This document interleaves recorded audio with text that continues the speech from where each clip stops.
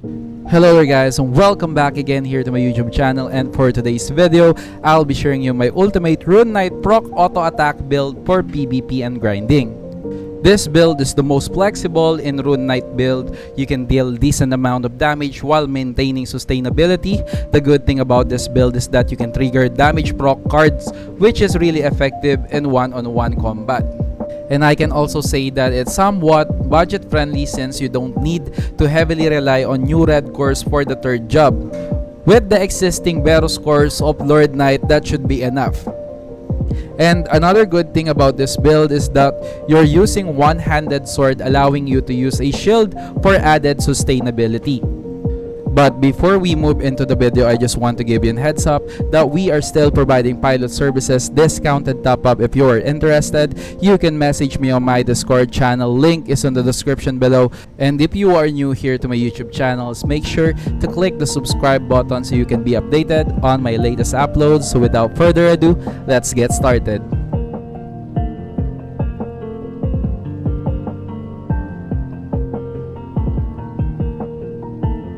The best totem for this build is the Rune Knight Dragon Sword Rush. The main reason is number 1, it will automatically trigger Dragon Breath skill while using normal attack. Number 2, every point in the Dragon Meter gauge will boost your attack speed by 5% and it will increase any skill damage including basic attack and Gale Blade.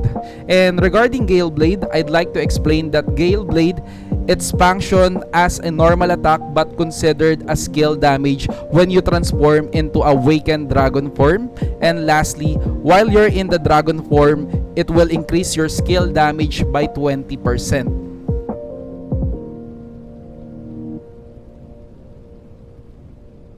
Now, let's discuss the stats allocation.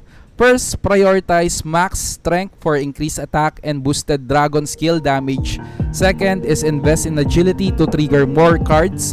And lastly, put points into vitality for additional max HP, as we can benefit from that by using Red Rune, providing an additional 100% max HP for 30 seconds. And lastly, allocate points to dexterity so we can hit the target. Then the main reason I don't recommend putting points into luck for this build is that you don't need to focus too much on critical hits. Fighting Spirit is the needed enchantment for this build. Someone tried making a critical build for the sword and the insight was that it didn't prove useful.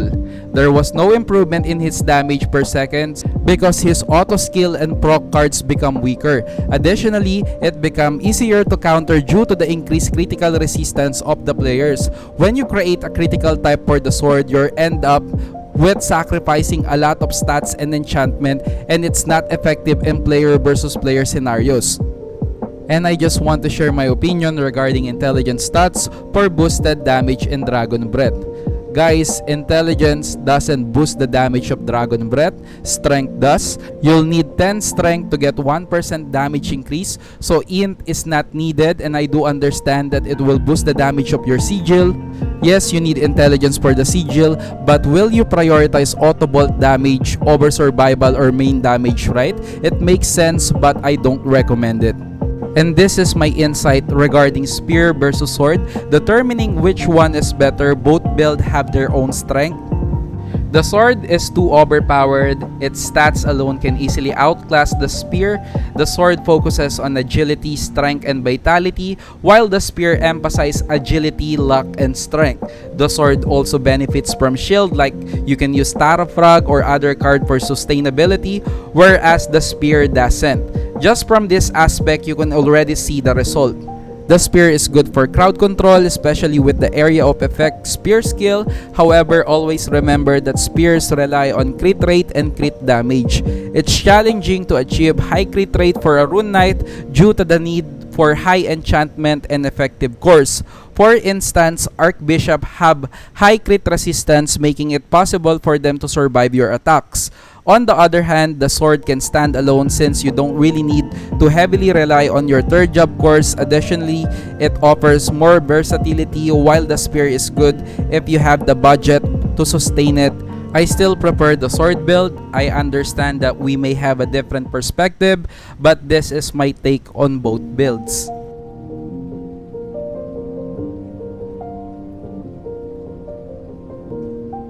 Now, let's move on to the skill required for this build, starting with the Dragon Breath.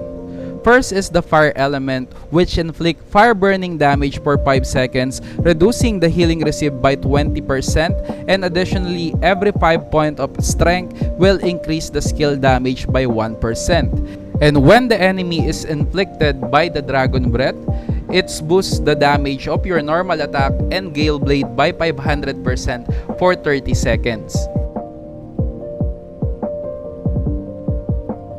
Next is the Wind Element. It's still similar to the Fire Element, but the difference lies in the damage. It deals 1600% elemental damage, reduces movement speed by 50% for 3 seconds, and has a 20% chance to immobilize the enemy for 1 second.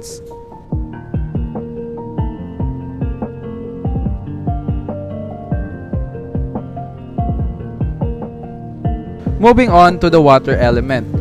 This skill slows the enemy by 50% and also has a 20% chance to freeze your enemy for 3 seconds.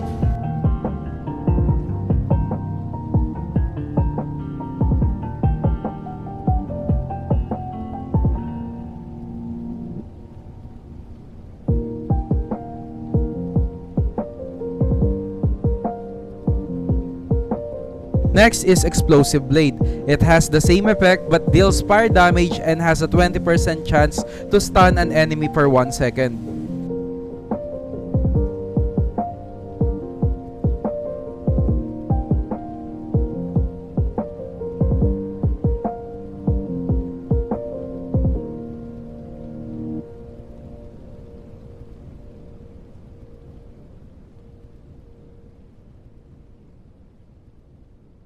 Next is the General Boost. It will autocast level 11 Endure, Sword Quicken, Concentration, and Aura Blade for yourself.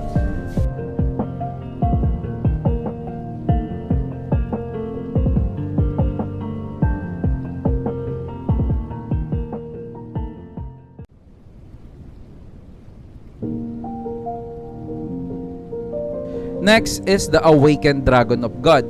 This skill is the ultimate skill, and when you use this skill, you will obtain 1 point every time you use Dragon type skill. And while in the Dragon state, every 4 points of Dragon power will increase the damage multiplier of your Dragon skill by 1000%. Additionally, it changes your normal attack to Gale Blade and increases the damage of Explosive Blade by 100%.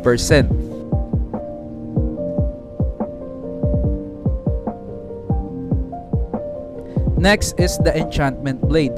This skill uses runes for weapon enchantment and magic injection. Deals an additional 500% neutral damage when casting normal attack or Gale Blade. And it also deals additional 500% fire damage when casting Explosive Blade.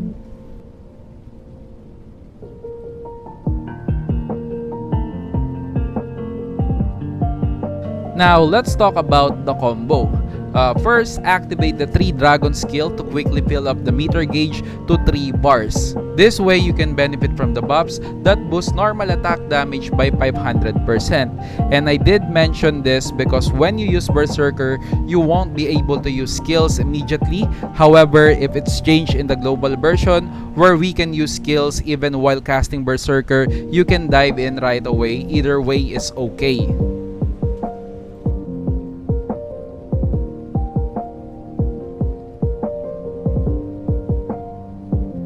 And here are different rune stones that you can use in various scenarios.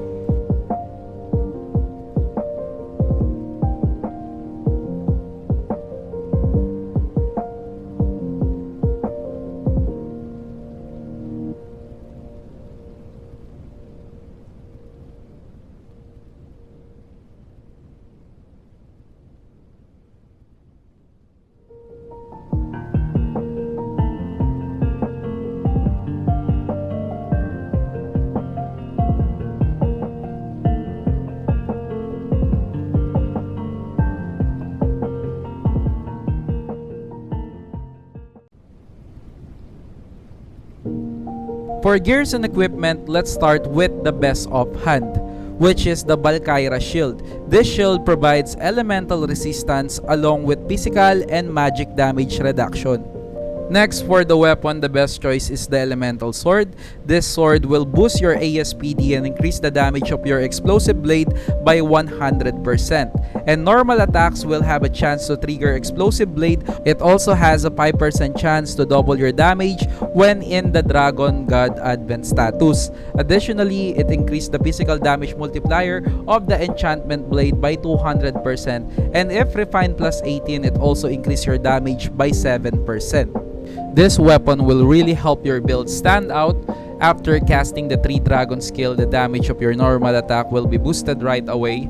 And add to that, this weapon that autocasts explosive blade along with your totem that autocast dragon breath skill. So all you need to do is after unleashing berserker is to keep attacking and attacking, as all skill will auto trigger, complemented by the proc cards pair with the auto bolt, which will also trigger proc cards. For armor, the best set I can recommend is the supplement armor set. It provides additional vitality and strength, plus the bonus skill damage and melee damage, which will significantly help you sustain.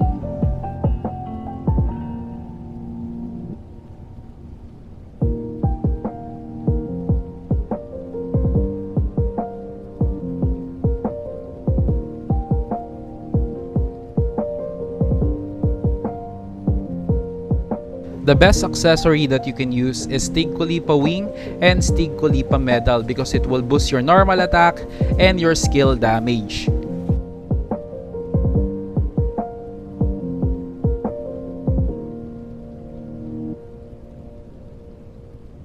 The best accessory cards that you can use is 1 Injustice card, 2 Owl Baron, and 1 Bongon card. This setup maximizes damage and inflicts stun on the enemy. As I mentioned earlier, that this class excels at proccing cards due to its high attack speed.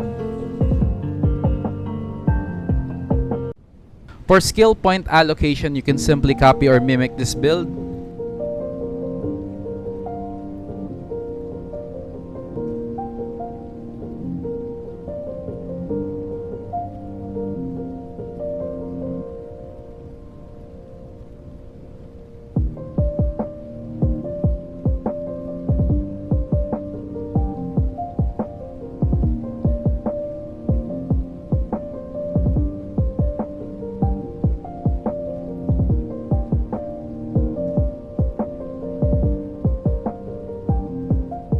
For PBP sigils, you can simply copy or mimic this build. I choose Aura Enchantment because it can help trigger cards effectively.